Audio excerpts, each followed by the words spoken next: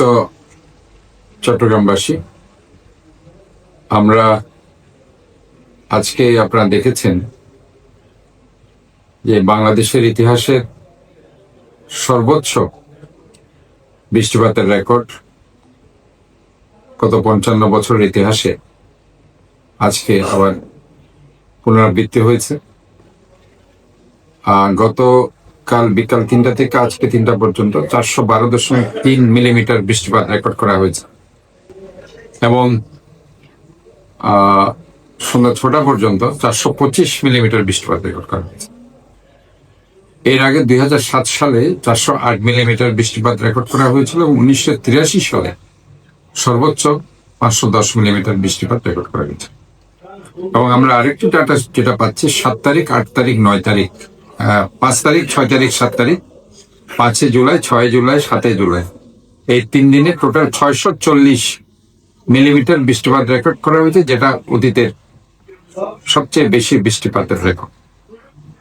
তো আমরা যেটা চট্টগ্রাম শহরে গতকাল পর্যন্ত আমি মনিটরিং করেছি, গতকাল পর্যন্ত আমি মাঠে সব জায়গায় গিয়েছি, শুধু একটি স্পট ছাড়া, কাদালগঞ্জ ছাড়া অন্য জায়গায় পানি ছিল না।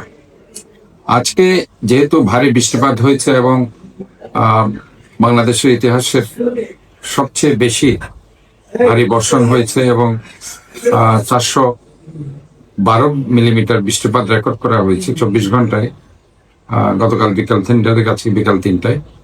কাজে আমরা আসলে দেখেছি মানুষ নিচু এলাকায়, যেসব এলাকায় মানুষরা আছে, মানুষ কষ্টে ছিল, তারা জলাবদ্ধতায় নিমগ্ন ছিল, তারা অসম্ভব কষ্ট পেয়েছে।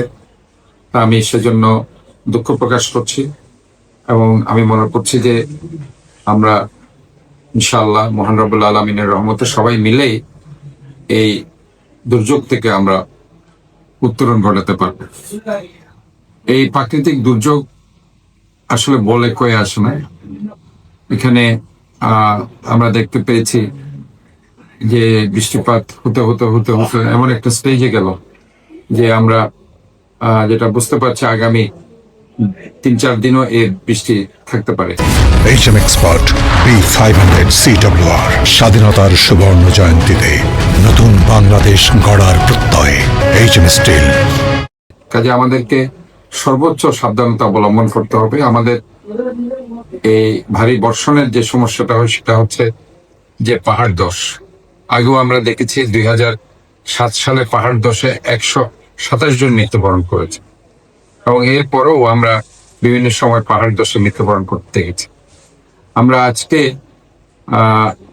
রহমাননগরে আমরা 32 বছরের একজন যুবককে মৃত্যুবরণ করেছি, ইন্নালিল্লাহি ওয়া ইন্না ইলাইহি রাজিউন। আমি তার পরিবারের কাছে দেখা করতে গিয়েছিলাম এবং মৃত্যুবরণকারী ব্যক্তিকে আমি সেখানে তাকে দেখতে গিয়েছিলাম এবং সেখানে তার যে জায়গায় এই ঘটনাটা হয়েছে সেখানে আমি দেখেছি। আমার সাথে এলাকার সংসদ সদস্য ছিলেন।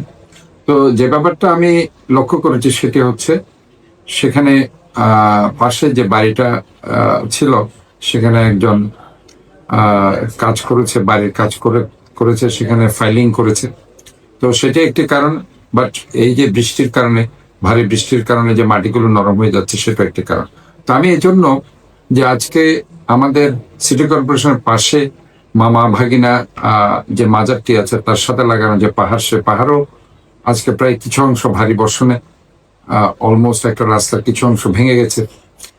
পরবর্তীতে আমরা সেটা প্রিকশন নিয়েছি, সেখানকার যারা লোকজন থাকে তাদেরকেও আমরা মাইকিং করেছি, তাদেরকে আমরা সরিয়ে নেওয়ার ব্যবস্থা করেছি এবং আমরা আমাদের সিটি কর্পোরেশনের স্কুলগুলোকে আমরা শেল্টার হাউস হিসাবে আমরা ঘোষণা করেছি এবং চট্টগ্রাম জেলা প্রশাসনের পক্ষ থেকেও তারা 8টি স্কুলকে শেল্টার হাউস করেছে এবং ইতিমধ্যে প্রায় 165 জন শরণার্থীকে সেখানে আনার ব্যবস্থা করা হয়েছে। আমরা দুপুরে তাদের জন্য খাবারের ব্যবস্থা করেছি। আমরা আমাদের প্রচেষ্টা অব্যাহত রেখেছি যাতে সেখানে পাহাড়ের মধ্যে যারা আছে তারা যাতে শেল্টার হাউসে চলে আসে